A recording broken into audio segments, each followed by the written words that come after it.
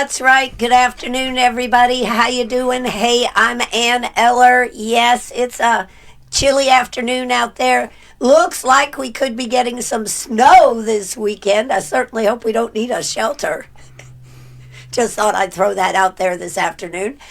And my very special guest this afternoon is the one and only Anthony Price, Executive Director of the Greenwood Pathway House, an organization that does amazing things, has reinvented itself several times, and here to talk today is about the continuation of the evolvement of Pathway House.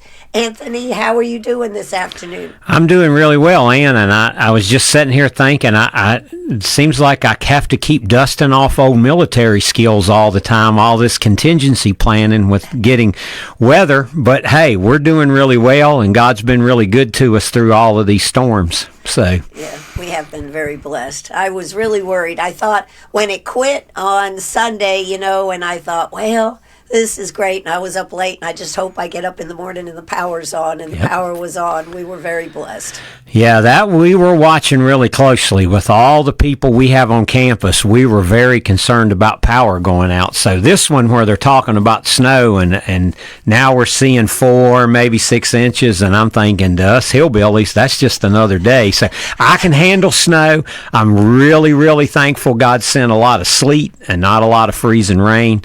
Because last weekend we had 83 people on our campus. Right now I'm at 91 people, and we'll probably be at 92 in the morning.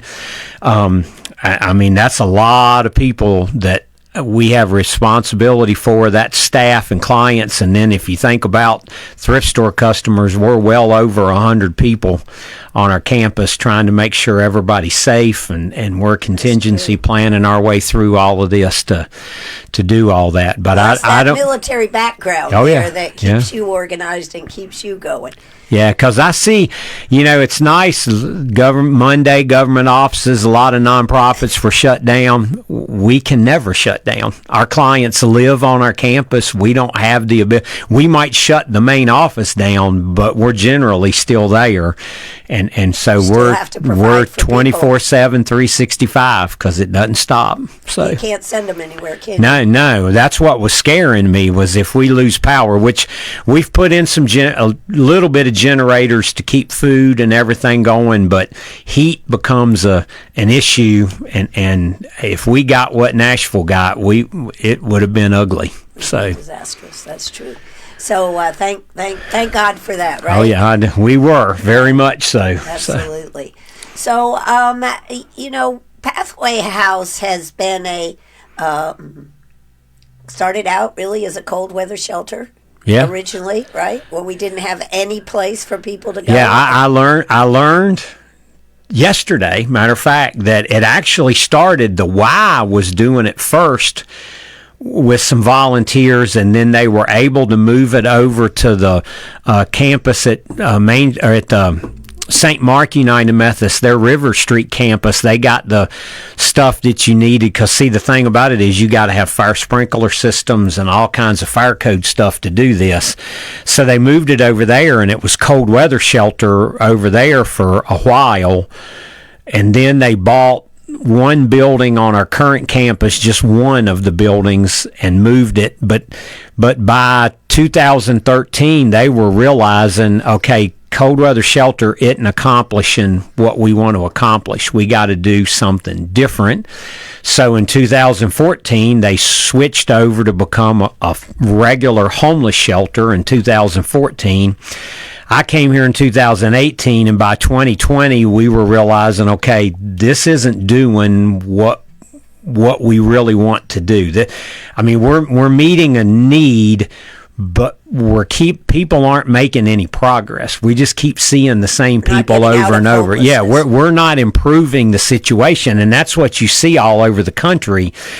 Sheltering just keeps people comfortable in their dysfunction. We're not making progress. So in 2020, we started this transition into the trauma, understanding the root causes of that.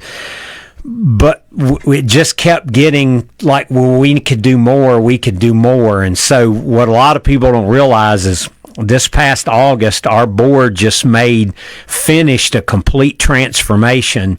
We're actually not a homeless shelter anymore, but we haven't used the term shelter for a couple of years, but everything about what we do has changed. Our policies have changed, and we are really focused on helping people make life changes so they don't ever go back into homelessness. We're working on helping our clients get out, be successful, and thrive once they get out so that they're not coming back through this. And it requires a different process to be a life change program than it does to be a shelter, because a shelter, all you're worried about is basic safety, basic needs.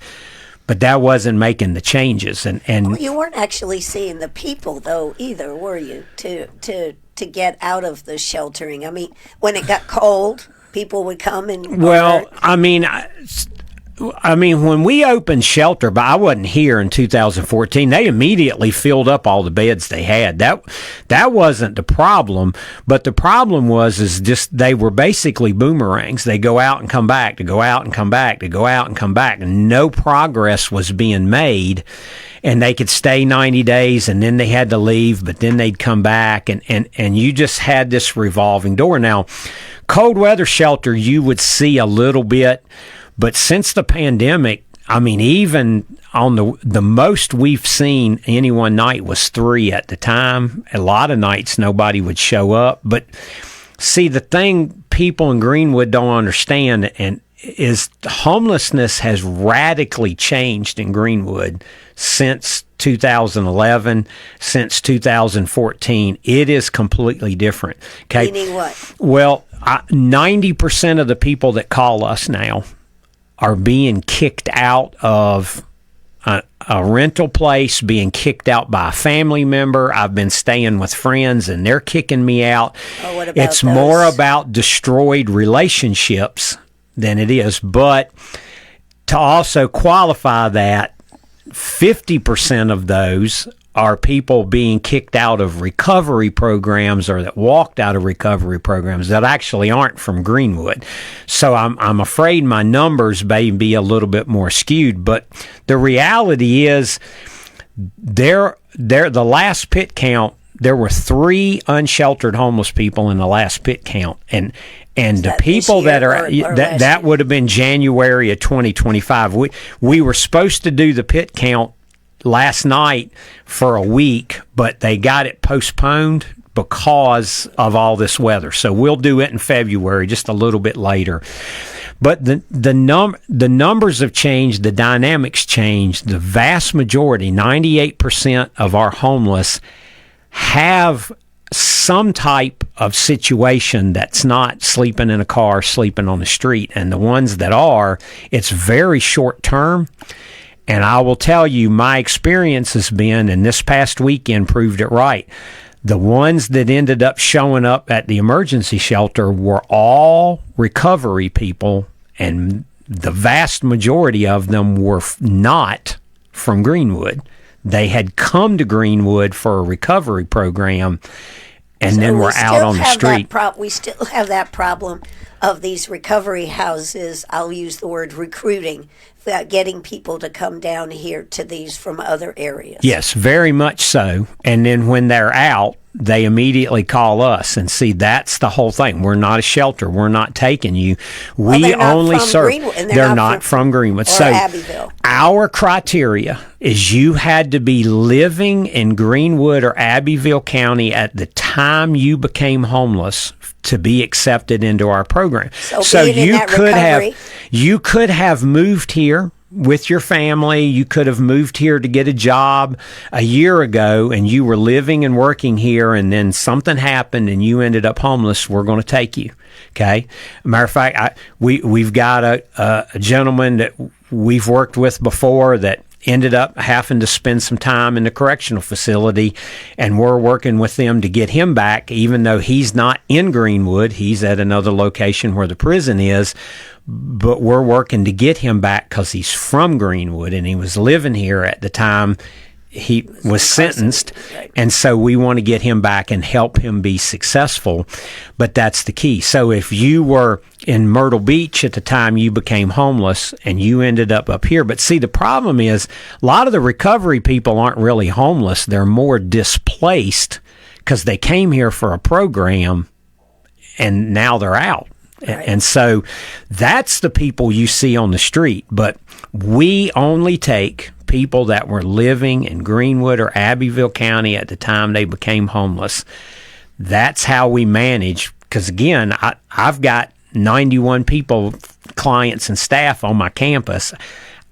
Literally every building we can put beds in, we have beds, which is why I can't do cold weather shelter anymore. Originally, I had a separate building that I did cold weather shelter in.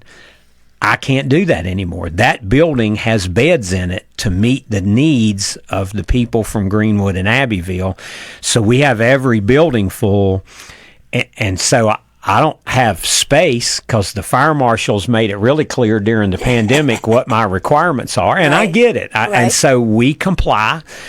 Obviously, we don't have a lot of choice, but we do voluntarily comply on what I can house. But then the other problem we ran into with cold weather shelter is you get a lot of registered sex offenders and a lot of people that have been drinking or carrying drugs. It becomes quite the security risk for our campus. And see, and especially you have children on that see, before we had the families, it didn't matter. But now it really matters. Mm-hmm. And those are all considerations as we looked at this and we looked at what are we really accomplishing. And here's the thing. We've had, since I came here 7 years ago, 150 different people came to cold weather shelter, and only one of them was ever successful. But he came to us 4 times and Faith Home 3 times on that journey to success. The vast majority, like 49% of them, never checked in, never came back. They were all passing through from these transitional things, and they just needed some place to land. So a lot has changed, but a lot of people have in their mind, well, Pathway's a homeless shelter. I found this person out here. We're just we're not. Just going to drop him off at the door. No, we do. But look, we have literally family members pulling up and pitching out their older parents in our parking lot and driving off and leaving. No joke. We have recovery programs driving by and putting people out in our driveway and driving off. It's crazy what's going on. I'm telling you, we get more calls from family members. You got to get this person out of my house. Well, no, I don't. Number one, they're not homeless. Okay, they're in a house. Right. You two can't get along. But see, that's a lot of that dynamic we didn't understand. That's the trauma dynamic in those families that drives a lot of this. But we just said we're going to quit keeping people comfortable in their dysfunction.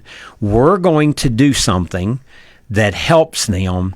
And look, last month, one of our current clients, now he's been here for a while, was just named Employee of the Year at a large company here in Greenwood. So I used to brag about one of our former clients was Employee of the Month at Eaton and owns her own home and everything. Right. This guy is still on our campus and got a nice cash bonus named Employee of the Year at one of our businesses, larger businesses. You and your staff feel? Really good. Matter of fact, we're writing up his story because we're going to put it out, but we're working with him.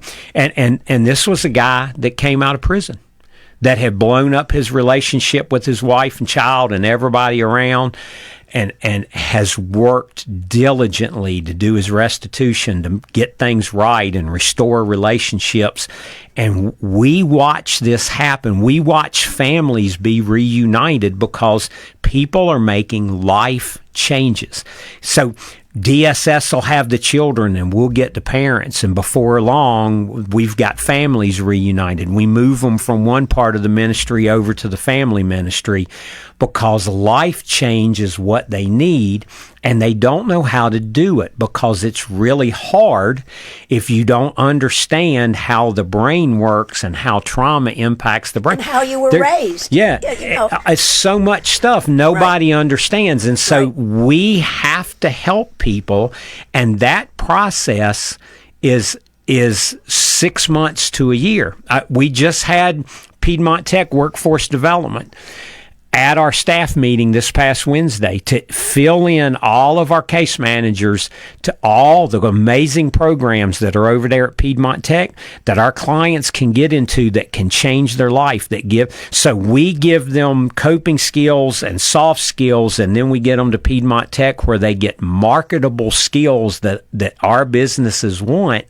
That's life change. That's changing people's lives, but it takes that much effort. It's not a instantaneous 2-month program and boom, you're cured. And see, if you run a shelter, you do everything on 90 days. You got 90 days and then you got to go. That's how every shelter works. Well, look, if you know anything about how the brain changes habits, it takes a minimum of 90 days to form a new habit.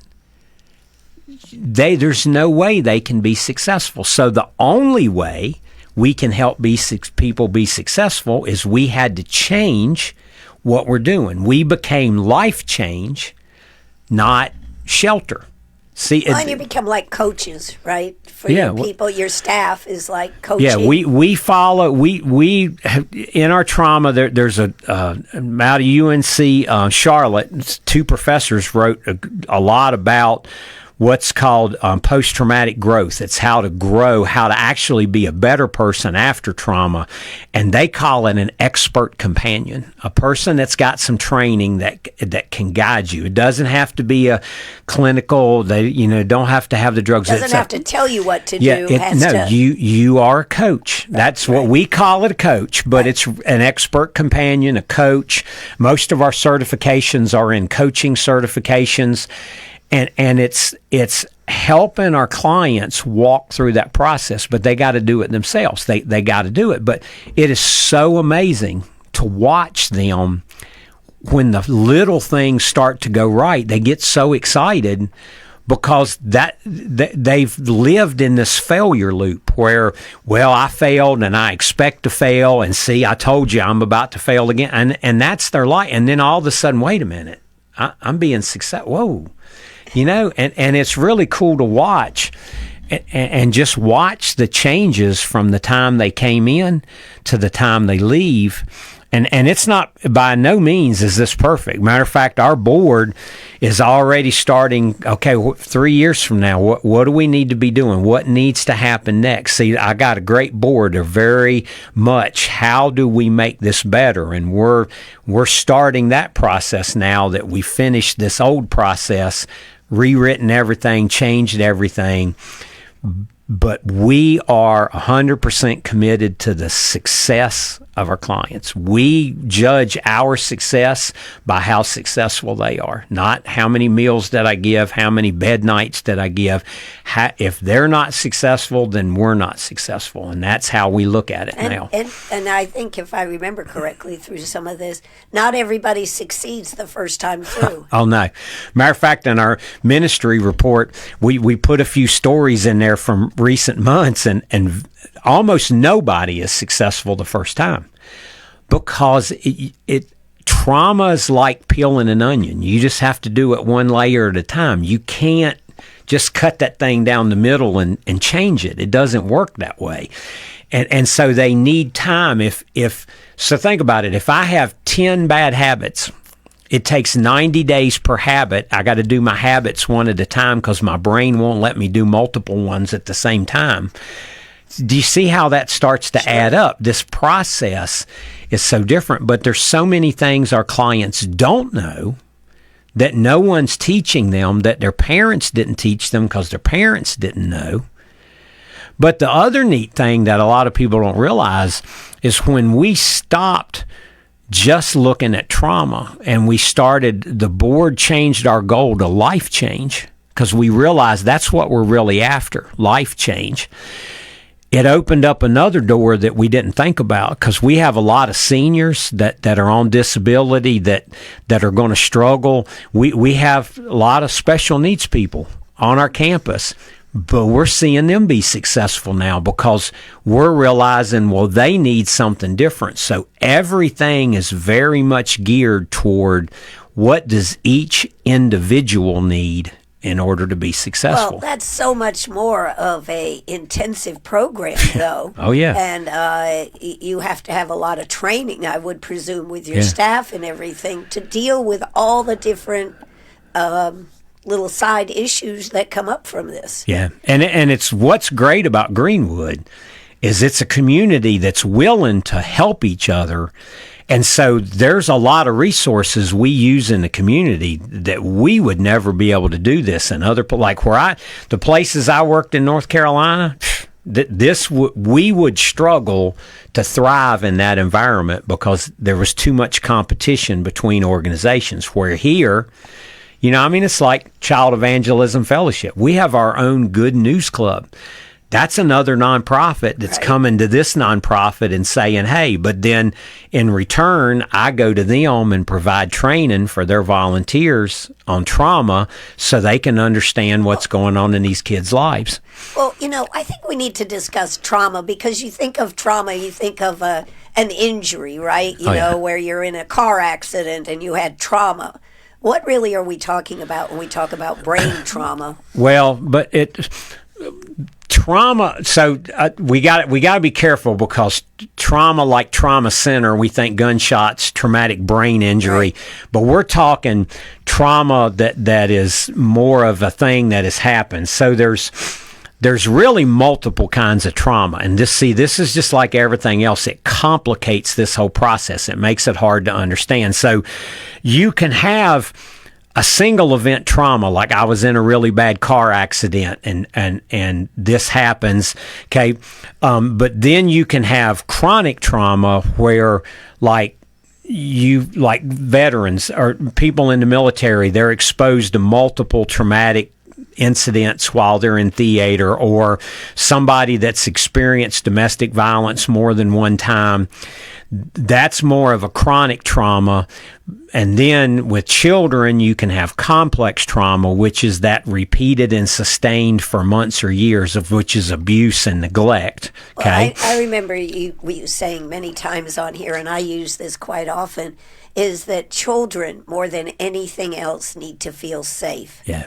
And that they can withstand sexual trauma, they can withstand it, but they need to feel safe. And if a child doesn't feel safe, it actually forces one side of their brain to grow bigger than the other. Well, it dysregulates everything. Okay. But see, then there's what Dr. Vanderkolk, who wrote The Body Keeps the Score, says is a hidden epidemic in our country, and I'm very quickly learning with our clients is a major driver, and that's developmental trauma. That's attachment styles. And so when you're an infant, and see, this is what makes this tricky, because you don't know it. Right. Because you were an infant. When you were an infant, if your parents were attuned to your needs, they may not be the best parents, but when you cried, somebody came, and somebody tried their best, you develop a secure attachment, which gives you some confidence. You have stronger relationships. You can work and play well with others if you have a secure attachment. But if you had a parent that was emotionally unavailable to you, that they might provide for all of your needs, but they were like, here, take this tablet, go to your room. Right. There was no emotional support when you're an infant, no love when you're an infant, then you're going to have an attachment style where you basically learn to self-soothe, and what that does is you quickly learn to block everybody out. Like, nobody's getting in here, and you're going to struggle in relationships. If you had a parent that was sometimes good, sometimes bad, you have an insecure attachment where you constantly need to be reassured. You got real low self-esteem. But then if you had a parent that was abusive, Now you're getting into a whole different, a disorganized attachment where you have no control over your emotions. And I do this training for school guidance counselors, and I just did it for District 51 up in Ware Shoals, and they're all these kids that have this disorganized attachment because of trauma cannot control their emotions, and when you ask them what they're feeling, they can't identify what they're feeling. But this goes back to being an infant, so they'll have no memory of trauma because it's developmental trauma. They think they're fine. I will tell you, we'll have 50, 60-year-old men on our campus, and you see the light bulb come on when they're going through our courses, that our trauma courses, and then the second week, that's when we help them start to list the things that are happening, and they begin to understand that the problems I'm having right now go back to when I was 8 years old. The light bulb comes on, and they have no idea. Their whole life they've struggled with no idea that those 2 years I watched my daddy beat my mama every night when he came home, or what. I did a presentation at New Covenant Church. They asked me to come in and speak, and we had a lady that I think was almost 70 that came up to one of the people praying and said, today I just realized that the reason I've never been able to have a relationship with a man, I've lived by myself my whole life, was because my daddy beat my mama all the time when she was a child. That's so sad. And seeing, because we don't want to talk about this, nobody understands. And this dynamic, the changes that come with that trauma, drive up violent crime. They drive up all kinds of problems. And nobody understands that we keep trying to treat the symptoms of the problem. Well, here, let's medicate your anxiety. Well, what if we treated the root cause of your anxiety? That's why we used to have psychiatrists, right? Yeah. And now we just have medication. That's why, we keep passing tougher laws trying to eliminate violent crime.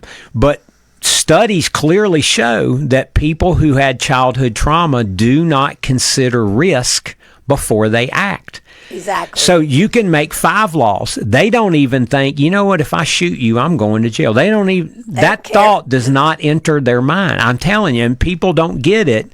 Well, we just need to make more law. They don't care. It's not changing behavior because we're not understanding the problems in the brain caused by trauma. It ripples through our community. So is Greenwood more affected by this than other communities? Are they all about the same? What would you say through? The Children's Trust here in South Carolina, didn't they? Yeah. They done a lot of studies. They do a lot about ACEs, and they're a lot about changes. But and again, they do great work, and I studied a lot of what they've done, and it's good because that's a kind of a beginning level look at how do we help people break this cycle, which is the important part. But I think what we don't realize in trauma builds exponentially across families. You can have children that have the effects of trauma without ever being traumatized. See, trauma, we now know, physically changes the brain, and it physically changes the structure of DNA. Now, not the sequence, but the structure of DNA. And so Harvard University's done 2 different studies that show trauma effects are passed down epigenetically to the 3rd generation, according to their study. Now you're over my head. Okay, so here's how it works. Okay, and we're good. We got plenty of time here because I got to explain. So, trauma, primarily in the brain, attacks the 3 parts of the brain that control fear. Okay, the prefrontal cortex. I'm gonna try to look at the camera for the people that are watching on. So the prefrontal cortex, which is the thinking part of your brain that controls emotional regulation, attention, and planning. Okay. That part atrophies, which means it gets damaged and it gets smaller, okay? when you look at scans of a normal child's brain, there's all this activity, and you look at a scan of a child that's lived through trauma and there's almost no activity. It's very obvious the changes in the brain. But the amygdala, which is in the center of your brain, is like the smoke detector, okay? So when I teach class, I say, God gave us fear. It's a great instinct. So if I'm hiking through the woods and I see a grizzly bear, my amygdala screams bear. My prefrontal cortex says run, right? Okay? I run up the tree. The bear goes one way. I climb down the tree and I go the other way. My legs are shaking and the stress hormones are running, but they go away very quickly, right? Because the bear went the other way. That's designed on purpose. The problem is stress hormones are neurotoxic. If you have too much, they damage the brain and they damage nerve endings, okay? And if they last for too long. They last for too long. So too much is like drinking. A little bit makes you do one thing. Too much is deadly. And too much trauma, either prolonged or too strong, starts to make changes in the body. That's what damages the brain, but the amygdala actually gets bigger. Okay, so the thinking part gets smaller, the reacting part gets bigger. So I now have fear, and I overreact to my fear when I have fear. But here's the other thing people don't understand. When the amygdala gets messed up, there are things that I should be afraid of that I'm not afraid of anymore because my amygdala is not working right. So when people say, I don't know why that woman keeps hanging out with all these bad guys, we keep telling her, her brain does not say, you know what, that guy might not be a good guy. You shouldn't hang out with him. See, they don't see fear. They're not afraid of things they should be afraid of, sure. But then they're afraid of things they don't need to be afraid of. Okay, we see it all the time. And then the other part is your hippocampus, which is your memory. It atrophies. And the best description I've heard of what this does is imagine if you had a big file box full of all your tax returns, okay, and you're going to H&R Block to get your taxes done, and somebody grabs your box and just dumps it on the floor and says, okay, I need that receipt from where you paid something back in January of 2013, and I need it right now. Well, you got to dig through this pile, right? Well, that's how their brain works. Everything's all jumbled up, and they have to dig, which is why you see our clients, I call it buffering. You tell them something, and you can see, I can almost see the little wheel turning like on a computer. They're processing. None of it works. And then the other part that gets messed up that's especially important for children is the part of your brain that sits right on top of the brain stem, which controls all the signals coming from your body into your brain. It gets all jumbled up. And so we start to have a sensory overload, and things that should be enjoyable become painful, and things that should be painful you don't feel anymore because all of that's all mixed up. That's why we say it dysregulates. It just throws your entire body out of balance. And if you had enough trauma, that neurotoxicity starts to affect your immune system. So now you're getting autoimmune problems. You're getting all kinds of joint problems, okay, and all kinds of chronic health problems that are all associated with this trauma. But the biggest thing is trauma really messes up our ability to maintain relationships. It messes up our choices. It messes up our thinking. It changes, Dr. Vanderkolk says it changes not only how we think and what we think about, but our very ability to think. And it messes everything up. And see, that's what causes homelessness, okay? Because trauma messes up my thoughts, my choices, my relationships. Well, broken relationships and job problems and all this other stuff get me into homelessness. And then I get more trauma while I'm homeless. Sure, but also people can be from what I remember about our discussions is many people have owned homes that become homeless. Yes, they are have been very successful. Yes, I have 3 or 4 people right now that are seniors that have lost everything they had. And now they're trying to figure out how to survive out here on Social Security, and it is not happening in this county.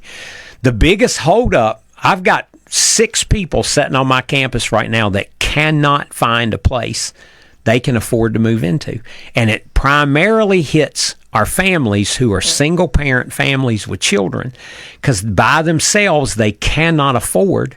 And oh, by the way, the waiting list for public housing in Section 8 is 1,600 people. 1,600 people? Yes. When just in Greenwood County? In Greenwood County.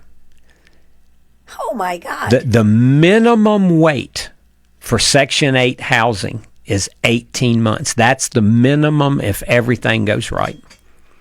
Oh, my God. But the issue so sometimes we think these people are just have never owned anything or done anything, and that's not the case. So we've had 2,757 different clients since 2014. Okay, I just ran that yesterday for something else. I've met one who's never had a place to live. He ran away as a teenager and stayed on the run until we helped him get a place to stay. One.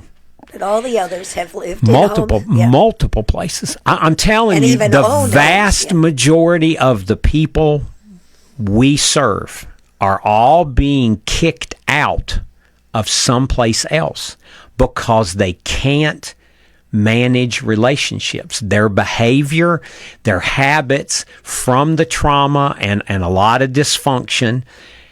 And people are like, I'm done with you. Get out. I'm telling you, we have adult children calling, pretending like their mother is some person from the neighborhood. And then we find out, no, that's your mother. This happens all the time. We have mothers kicking 30-year-old sons out who've been living in the basement, not doing anything. And they're like, you got to go. We hear this all the time.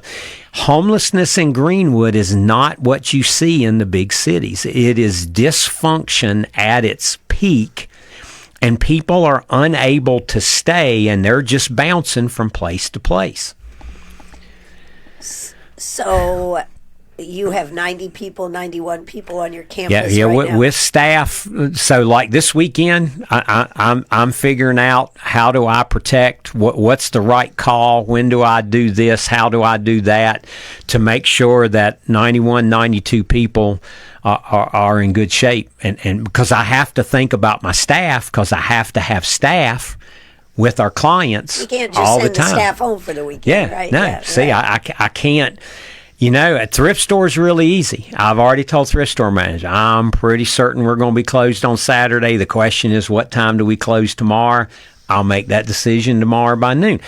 That's easy, but the rest of it's not so easy. Right. So as we move forward on this discussion, though, how you have 91 people. How many clients do you have? How many staff, roughly?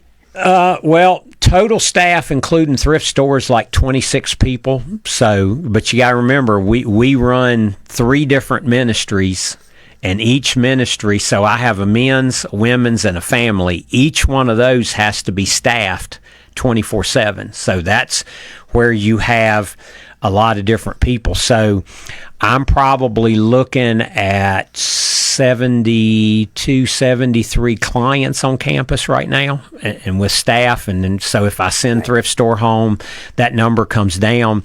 But see, that's what people don't realize. There's And that's what I told our emergency manager. Hey, I'm trying to help you out because those 70 people I have on my campus, you don't have to deal with because I'm taking care of. I'm helping our community because that's 70 people that would have nowhere to go.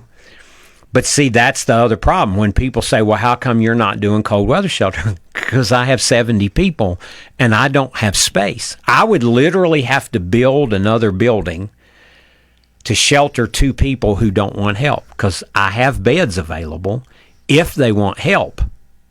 But that's... Oh, that brings up an interesting question. If they want help, and also you are a Christian organization. Yes. And so then my third question, and we go back and talk about the Christian and the other, is do you get any government help either from the state or federal? No. We do not accept any government funding of any kind. How come? Because government funding comes with government requirements. And to be honest with you, the government requires you to do something that doesn't work. Housing First, the program they've been funding since 2013, homelessness, every year we spend more money, and every year homelessness goes up. It's up like 38%. In the same time, our homelessness is down, 42%. Theirs went up 38, ours went down 42. Right. So if I take their money, I have to do their program, and we don't really want to do that. But their money is all geared toward give this person a place to sleep. That just giving them a place to sleep will solve the problem. Yeah. If you throw money at it, it'll work. Oh, And yeah. we've proved that over and over. That's not true. Yeah. So, but the reality is we're donor funded. I think my thrift store pays 32% of my operating costs, and the rest of it comes from donors. But our donors are 32% from your thrift store. Yes. That's huge. Yeah, That's it a is third. huge. Yeah, it we're is. just going like 32%. That's huge. And people are like, well, we don't want to give our clothes. We want to help the homeless. And we keep telling people, okay, look, give your clothes to the thrift store. They sort them and size them. And when we get a new client that needs clothes, guess what? We just take them to the thrift store, and they're all on a rack, all by size, sorted by men's and women's, nice and neat. We take what we need, and we go along. But then we sell what's left to our neighbors who aren't exactly in the best financial position either. But that money comes right back down to pay utility bills and food costs and all of that other stuff that it takes to make it work. So I'm amazed. I wouldn't have thought that 32%. 32%. That's a third of your costs. Oh, yeah. That's amazing. Now, another question. When you say families, but you're not actually talking about a mom, dad, and children. No, we only do single parents with children, and that's because 90% of homeless families in our area are single parents with children. So we get a lot of couples, but we don't actually get a lot of real families. But we will take part of it. We've tried. When you put two adults in a relationship together on campus, they will not work on personal change. They're way too worried about the other person and sneaking. It doesn't work. We've tried it. It doesn't work. And so we just don't do it. Now, we can refer somebody to another facility, Miracle Hill, or somebody that can help, but there's no sense in putting them on campus because they won't do. See, to be in the Life Change program, there's two criteria that we look at. Number one, do they have a problem that we're capable of helping them with? There are some people with very severe mental health challenges or very severe health challenges. We don't have the ability. We're not assisted living. We don't have all of that stuff. There are some people we can't help. But then the ones that we can, which is the majority, are they committed to making change? Now, we give them increments to where we kind of evaluate 3 days, 15 days, 90 days. We're constantly evaluating their commitment to making changes, because if they don't want to make changes, there's no reason for them to be occupying a bed and spending the donor money that the donors are very clear they want to see success. That's what our supporters want to see. They've communicated that very clearly to our board members, and our board members have communicated that very clearly to us, that this is what we want to see. We want to see people be successful. We don't want to just throw money at people who don't want to do anything.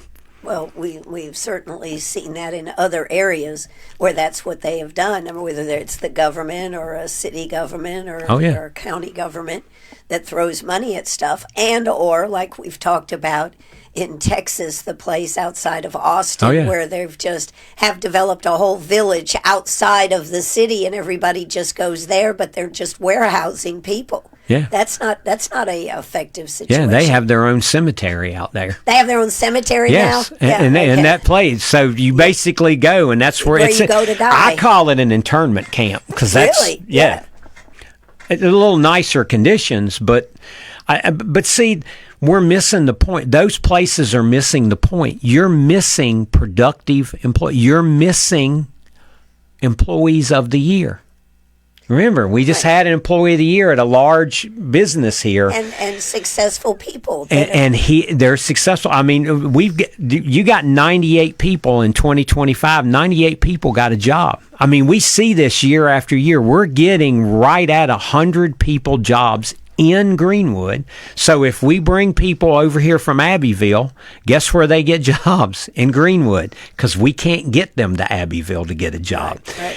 And so people are being successful, but families are being reunited. Kids are being pulled out of DSS care to come back to their families because we're giving them the parenting skills and the parenting classes they need. I mean, in our success stories, we have 2 fathers with children, single parent fathers with children that are really successful, and one of them got his kids back from DSS. It is life change, but it's family change. And see, that's the thing that we got to understand. These kids, when they have positive experiences as a kid, it counteracts the negative experiences of the trauma. I have a lot of people tell me, well, you know, I probably should have been homeless with all the stuff I went through as a kid, but it's like me. You had a community around you that helped you. You had a lot of positive experiences, and the studies are really clear. As a kid, if you have more positive than negative, you're going to thrive. But if you have more negative than positive, you're going to have dysfunction. The problem our kids now have is they're surrounded by negative, bad experiences. And then you go on social media. Oh, my God. And that just blows it up even worse. Yeah. You know, one of the stories that I always remember that you tell, and that I tell people about it, is the story about the parent, the mother, who you asked if she had ever sat her 2-year-old daughter on her lap and read to her. And she said, "Oh, Lord, no, all my mother used to do was beat my ass when she put me across." Yeah. And you went over and you took some books in the thrift store and gave her some books and said, "Your assignment is to go home and put your daughter on your lap and read to her." Yeah. 2 weeks later, she came back in. You said, "How's it going?" She goes, "I never realized what a wonderful experience that was." Yeah. We're up to 3 books a day, and she won't let me quit. You know, and that's such a simple thing. Yes.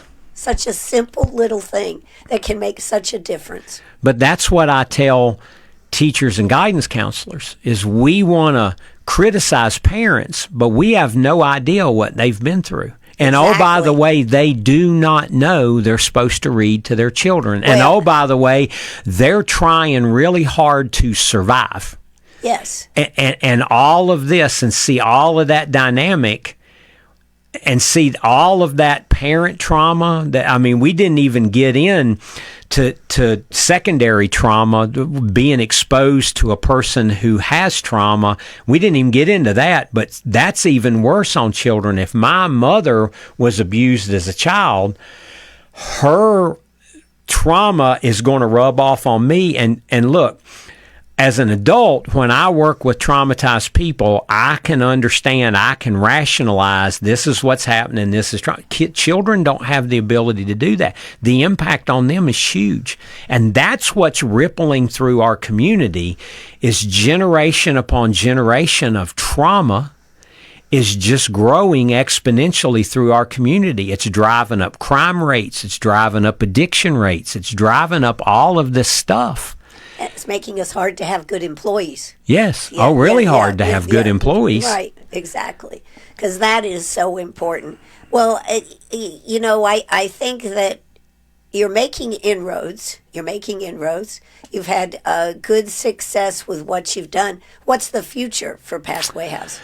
Well, that's what we're trying to figure out. We're evaluating a couple of things, and we're looking at what is it that's holding people back, and we're looking, and I don't know which way we're going to go because we're really early in this process. But I know Greenwood has a ton of $200,000 and $300,000 houses coming in here, but I don't know where normal people who have normal jobs are going to live, because the rent options here are just so limited. And right. Apartments are $900 a month. So I can two clients can go together and get a place. But where does a parent with kids go when they need a place? You're stuck sitting waiting on public housing that there's not enough of. But see, the problem is when you put two clients together, when one of them comes unraveled, both of them end up back out on the street. We see this all the time. And then see, we're also looking at, okay, clients that were here, were successful, went out, 6 months later, they've blown it all up.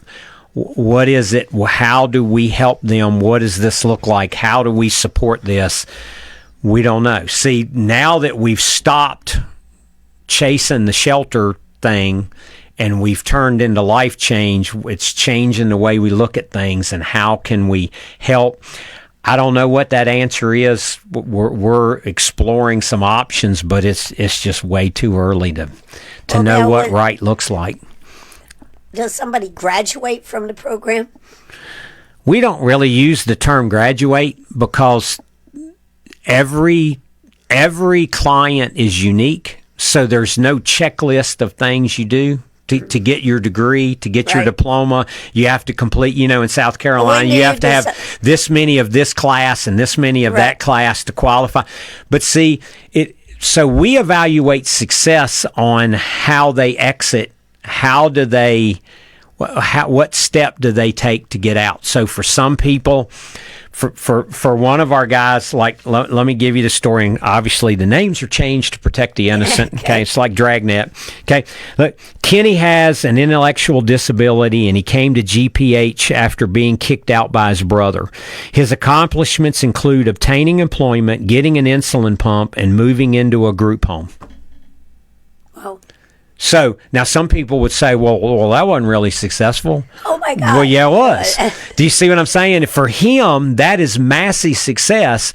And I now know that he has an even better job and is doing really, really well because he's in a supportive environment that can help him, but he can still work and he's a productive member of society. That's the point everybody's missing when they shove all their homeless over here somewhere. If you spent the time you invested in the people that are already in your community, you could have really good employees who are very thankful for the opportunity they've been given instead of trying to drag people in here from somewhere else who are just looking when they get a better job offer in Columbia, they're out of here. Right.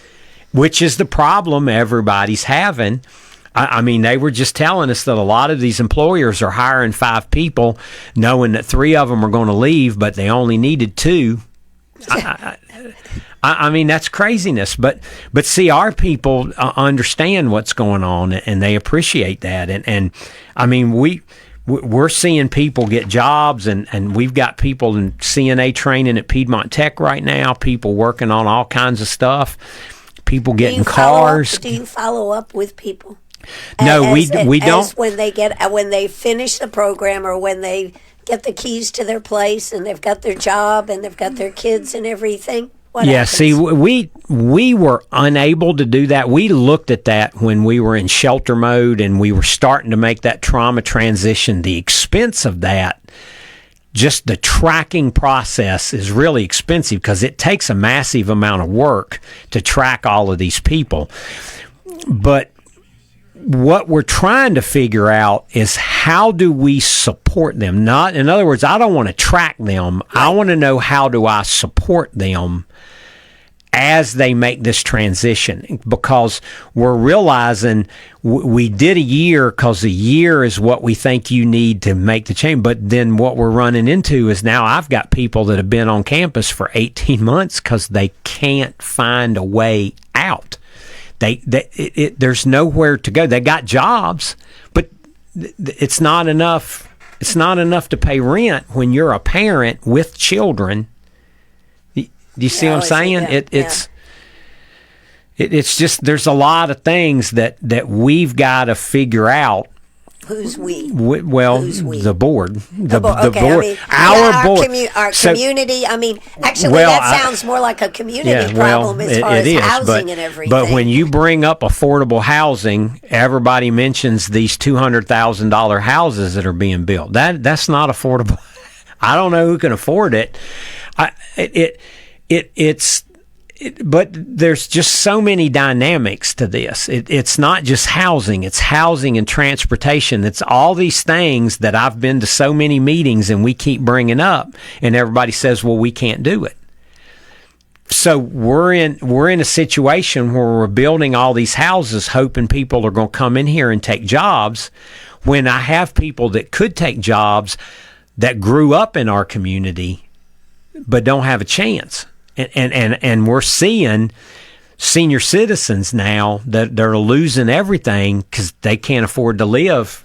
You know, I've got people that are almost 60 that have lived with their mother, and then their mother dies, and now they're selling the house. Where do they go? Where do they go? What future is there? Because if you're on disability, you're on Social Security, unless you can get in senior housing, good luck. Because disability won't get you anything. Absolutely. Disability payments won't get you anything. So how can the community help? I mean, what do you look for from the community? I know I see on Facebook quite often, we need laundry pods, we need toilet paper. See, now you know why. With 70 people living on our campus, right. and 90 people on our campus, you can imagine how much toilet paper and all that stuff we go through. Those are great, easy ways the community can help. And what nobody wants to hear is it takes money to do this. We have certain donors that love to give to capital campaigns, but they will not give to operating expenses. Okay, so I built these nice cottages. Aren't you going to build some more now? It takes money to build operate cottages, like $15,000 per year per cottage. Well, now there is something that somebody can sign up to. Yes, and we have people that give every year. Right. Like we have different levels that do different things, but it takes. But see, I think as a community, we got to stop having meetings, okay? Because I'm sorry, it's the military coming out in me. A lot of times people think having a meeting is doing something. In the military, you had a meeting to go do something, to make sure everybody was doing it the same way, and the meeting was really quick. Right. Like a lot of times you're standing in a 5-minute meeting waiting to get in your vehicle and go. Right. We're going to have to make some hard choices. We're worried about quality of life in our community. That's why we're building playgrounds and we're building all of this stuff. Right. But what about the people that live in our community that are struggling to survive? I mean, why do you think the blood bank is wall to wall most mornings? Because people are dying for money to try to make ends meet. Yes. And why is the soup kitchen so jam packed? Those are people that could work if they had the help to understand and to develop the coping skills.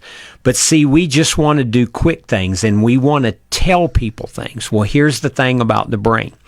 God made our brains very marvelous. There's this thing called neuroplasticity.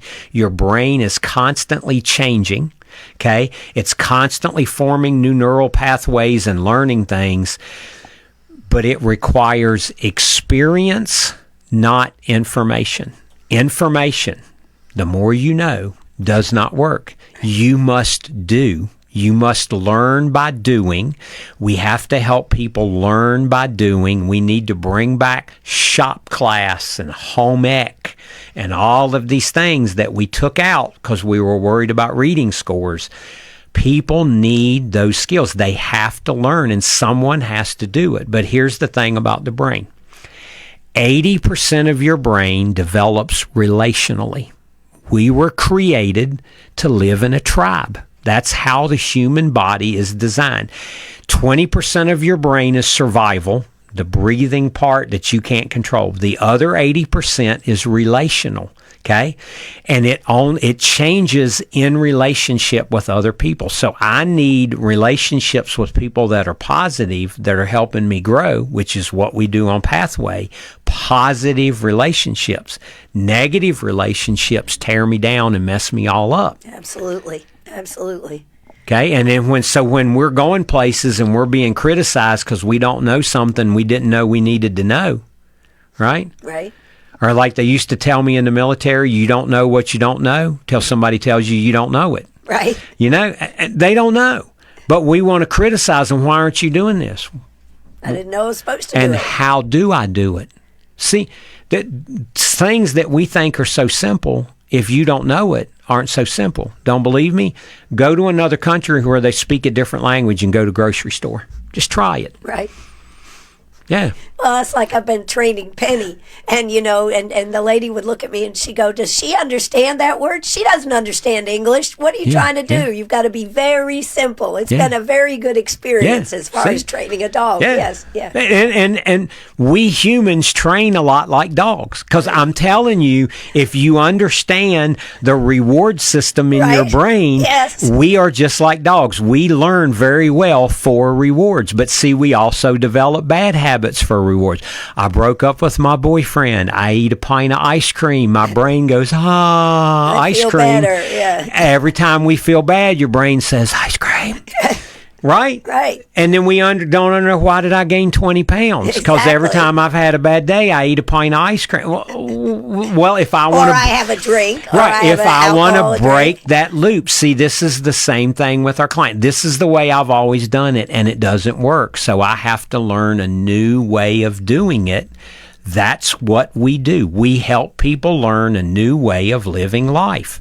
But it's done relationally with a lot of support and a lot of encouragement that they're not getting anywhere else.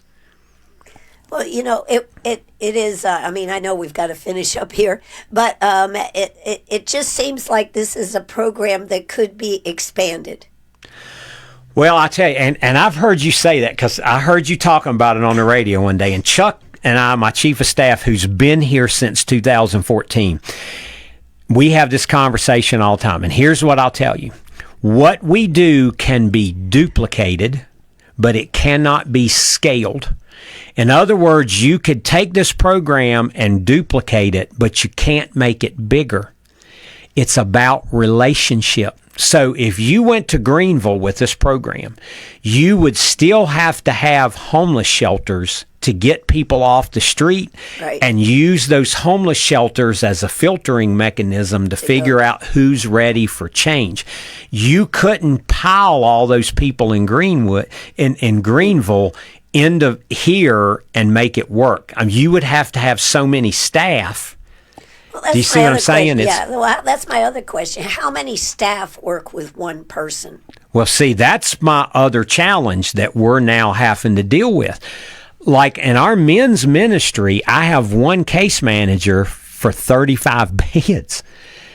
And in the family ministry, I mean, technically it's 11 families, but we've got like almost 20 kids. So you got like 10 parents and 20 kids that poor Julie's trying to keep up with. Now, we've added an assistant manager, Courtney, who used to work at Bowers Rogers, has been a godsend to help us with this process. But see, that's the wall we're running into. It's a client staff ratio problem that you have to Right. constantly evaluate. And then I have to have transportation. I got to have drivers. I got to have, you see this thing, and then I got to have food. I got to have food service people. I mean, the complexity of this. See, it's much easier to run a shelter. Yeah, much easier. But it's not successful because you're not making progress. To make progress requires a lot more work, which requires more money, requires more training. I mean, we've invested thousands of dollars in training our staff to make this successful. Next week, we're doing in-service training where I'm training all of our client services staff, trying to help them stay current on stuff we're learning and things we're doing to help us be successful. But yeah, see, that's part of what we've got to look at as an organizational at the leadership level, the board and we've got to figure out as we go forward to be more successful, what do we need to put in place? Because anything we do, like Pathway Village, takes 3 years. It takes 3 years from the time we say, let's do this, till we get it open. It's not a... Well, a lot of people have asked you about opening more homes, tiny homes there. Well, so here's what I will tell you. Right now, I've got 2 open. Right now, I'm meeting the need. But I have 3 parents with kids that have been in those cottages for 18 months. If I could get them out, I'd have 5 cottages. So the question becomes, what's the right answer? See, I don't want to just go, I need more cottages. And you could build them because I can build them really easy, $15,000 per cottage. I got to operate them. But if I don't need them, why am I building them? Right. But what is it I need? That's the hard question that as a staff and as a governance committee, the board, we're trying to figure out what is the right answer. Because what I've learned is if you just jump at what looks like the first right thing, you're going to quickly figure out, oh, wait a minute, maybe we should. Because I joke, the path from February of 2023 when we opened Pathway Village to where we are right now looks like a road through the Swiss Alps. It goes back and forth and weaves all around. Right. It is not a straight shot. It is a learning process. Well, we're trying to apply some analysis and a lot of prayer to what is it. What's the real root cause? A lot of interviews with clients, a lot of interviews with resources. You have to research, you have to collaborate, you have to figure out what is it that we need to do. Well, you work with a lot of partners here. Yes. Faith Home. Yes. Faith Home, Piedmont Tech. We've talked about some of them here today. Now, can you put any dollar figure on what you have contributed back to the community? Oh, yeah, that's real simple. And I thank Billy Garrett for that. When he first got elected, I was talking to him about something. He starts doing math on his phone, and I'm thinking, what is he doing? And then he told me, so we've been keeping up with it. So the people that are getting jobs, the money they're getting paid, what we're spending in the community, what we're paying our staff, real dollars, not this fake weird stuff a lot of people come up with. In 2025, our economic contribution to Greenwood County was $4,729,592. We put back in our community. You put back in the community. So that was money that came that either through our clients getting jobs or money we spent in the ministry was contributed to the economy of Greenwood. And based on studies by Blue Cross Blue Shield and United Healthcare, we believe we saved our medical providers $1,739,938 in medical costs because we are getting people preventative health care. We're preventing problems. We're getting treatment done so they're not going to the emergency room. We're not having all these problems that come with people on the street. Yeah. Yeah, and then, but Carolina Health Centers, right. Well Vista, Access Health. So there's a lot of resources out there, but you got to have somebody that can help you navigate those resources. Sure. So we don't do it for them, but we sure help them get it done. Isn't that the other issue? You teach them how to do the things themselves. You don't sit there, let me call that number for you. Yeah. No, because if you don't teach them how to do it, because they don't know how to do it. If they knew how to do it, they would have done it already. Right. See, and that's the thing. And then the other thing that people don't think about, we take no government money, but in 2025, we put back $628,176 back into tax money and government revenue that comes in from what we do, payroll taxes and all of that. So we're putting $600,000 into the state and we ask nothing. We're putting money into the county. We ask nothing out of them. And then we believe, based on a couple of studies about law enforcement and EMS, that we probably save taxpayers $166,000. So if you put that together, that's about $800,000 flop that would have been a drain. Right. That's not. And that's the thing I just want to communicate more than anything else. You have people who were using a lot of resources and a lot of money in the county that when we get done with them, they're now contributing financially and physically to our community. They're becoming good members. They're paying taxes. They've got jobs. They're buying things in the community. See, it's a complete flip versus, well, let's just put them in a shelter and keep them comfortable while they're here. Keep writing that check. And keep writing that check. It's not helping anybody. And that's why we quit doing it, because it was a process. And at the time, but see, look, our homelessness is down 42% since 2013. 2013 was the highest year. In Greenwood County, right. We're down 42%. That's 100 people lower than it was now, 100 people lower than it was. But our unsheltered homelessness, people living on the street, living in cars, is down 98%. We're able to meet the needs of people that want to change in Greenwood and Abbeville. I can't meet the needs of all these recovery people. There are 10 organizations bringing people in from everywhere for recovery. Fortunately, the county has a community action plan to deal with that, and that's whose number we give them. This is who you need to call. This person's supposed to be helping you with your thing. We don't deal with it. We only take people that were living in Greenwood or Abbeville County at the time they became homeless. When somebody tells you Pathway's bringing those people in from everywhere, no, we're not. And we haven't for 4 years. That's been our policy for 4 years. The people you see on the street came here for one of the 10 recovery programs. Now, I should qualify.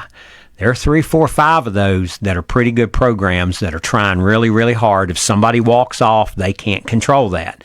But there are some kick them out. that are getting paid to bring people in here by other hospitals, and as soon as they can't pay, they just tell them to get out. And there are houses within communities and everything. Yes. And there are actually, from what my understanding is, there are actually more people living in these houses. Yeah, 12 to 16 men in a house with one bathroom. That's ridiculous, yeah. And a lot of them are inside of Greenwood City.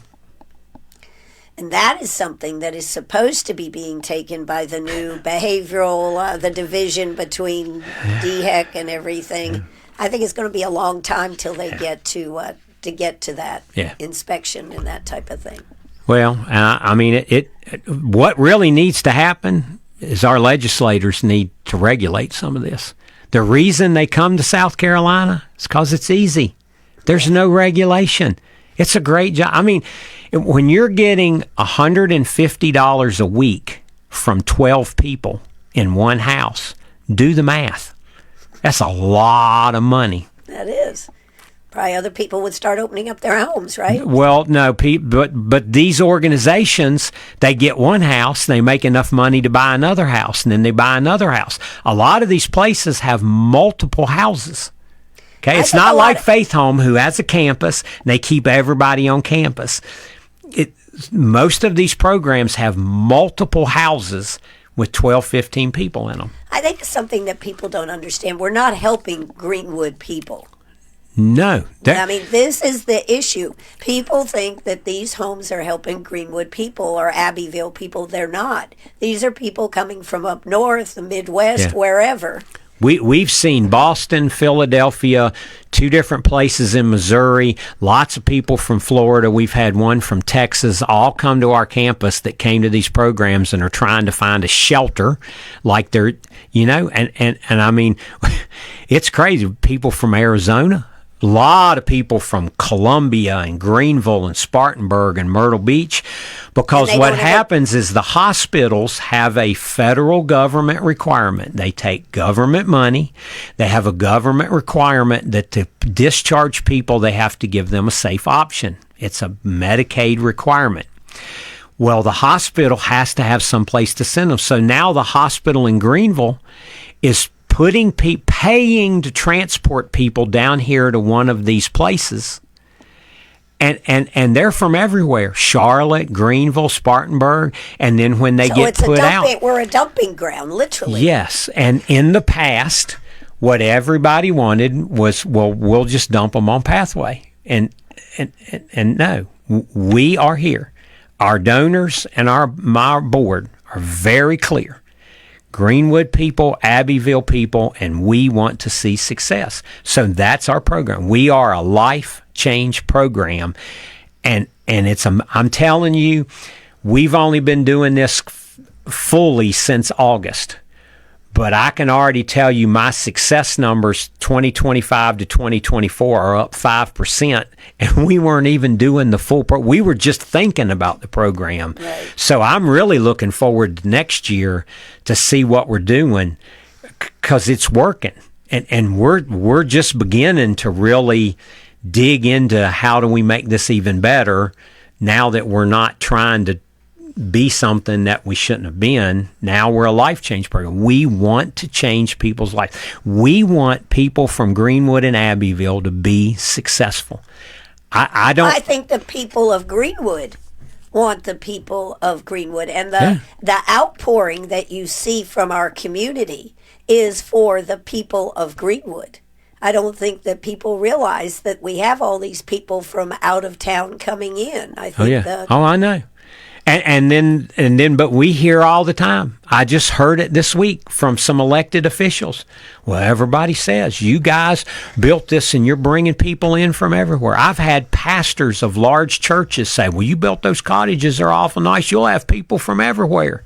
And I'm like, you know us better than that. Your church supports us.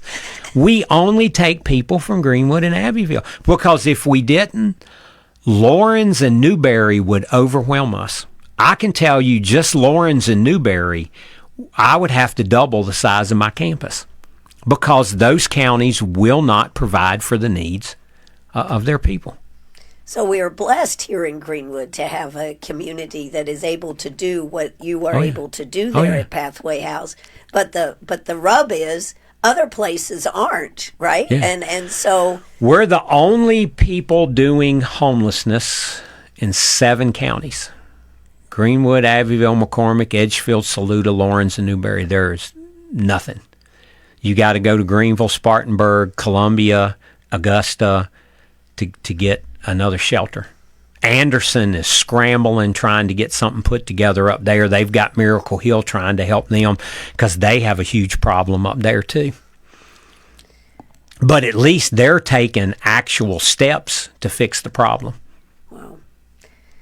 Well, Anthony, in closing, what would you like everybody to know one more time? That we are a life change program, and we serve people from Greenwood and Abbeville County, people that were living here at the time they became homeless. We want them to be successful. We're not a homeless shelter. So when somebody calls and says, I got this person here, and they're from Charlotte, and they're cold, I'm sorry. Why did they come here? Oh, they came to go to recovery. Call this number. Call the response coordinator from the Community Action Plan.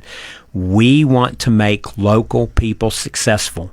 We're investing everything we have in our community, because our community is investing in us.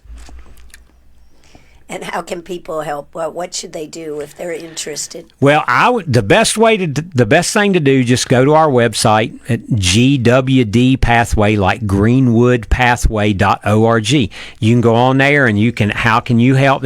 How you can donate, how you can make a difference. If on the first page you go to the bottom, there's a list of supplies that we need. And here's the thing.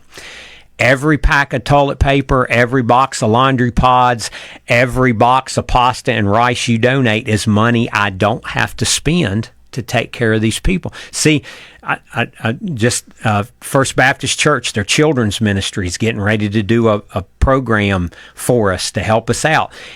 All of that makes a huge difference. You would be shocked at how little we spend on food, which is a miracle. That our community provides what it provides. People come in and do evening meals. If we had to buy all the food for our staff, we'd probably have to shut down. I mean, it's just. I mean, that's Right, a lot of yeah. people. 3 meals a day. Cereal. Last year, Right? Cereal. last year we did 62,286 meals. 62,000. 62,286 meals in 1 year. How much do those meals cost? What do you think? I don't remember, but it's like $5 or something our food costs. But remember, we have so much donated. Right. The meals are crazy cheap, or we would be in all kinds of trouble because our community helps. And toilet paper, I don't have to buy it. Laundry pots. All of that stuff makes a giant, yeah. And when you know what, when you outgrow your clothes, donate them to the thrift store. You get a new washer and dryer, donate it to washers and dryers. Don't make it to the close of business in my thrift store. But that money is all helping the home. You say, well, I don't want it anymore. Great, we'll take it because somebody does want it. One of our neighbors needs it. 32% of our operating expense, and it gets better every year. There are so many people say, I didn't even know you had a thrift store. We had a lady drive in the back way and drop off clothes, and I said, well, ma'am, next time, if you don't mind, would you you guys have a thrift store? And she just came in the other way. She said, well, I never go that way. I didn't know you were over there. Right. Yeah, on Main Street, right past the hospital, right before you turn to go to 96. Stop in and check it out. We'll be open tomorrow, 10 to 6, 10 to probably 4, looking at the weather. I'm probably going to close. My thrift store manager lives in Abbeville. I don't need to rescue him off the side of the road on the way home tomorrow. So, Well, Anthony, it's always a pleasure to sit down with you, and I certainly hope people have gotten a lot out of our discussion here today. Thank you so much for coming in. Well, thank you, Ann. We always appreciate it, and it's good to get to help the community understand what's out there and the difference that together we're making for our community. We're making Greenwood stronger together. Absolutely. You've been listening to Meet Me at the Diner. We did have a nice call, a nice message on Facebook. Judy Davis says, thank you, Anthony, for caring and helping others physically and spiritually. You're very much appreciated. Yeah, thank you. I'm telling you, we have great people that make this ministry happen, because without our donors and without our supporters, we wouldn't be here, because there's no government money. Everything we do is because of great people like that make it happen. Absolutely. You've been listening to Meet Me at the Diner with Anthony Price. He is the executive director over there at Pathway House. Please check it out. Please go to their website, and please shop at and donate to Pathway House over there, the thrift store. Or if you find a deal on laundry pods, even people have stuff shipped in directly from Amazon. I have board members that do it on a monthly subscription. 2 of the big old containers, they come every month, and they don't even have to touch it. Right. You just order it, put it on a subscription, and it comes every month. I mean, it's a great way to do it. Absolutely. So lots of ways to help out. You'll be helping our community and helping people that really need to help themselves. So thank you very much, Anthony. Thank you, Ann. This is WCRS Radio. We're going to put the curtain down, cue the music, and say goodbye to everybody right here at WCRS. I'll be back in the morning. Bye-bye, everybody.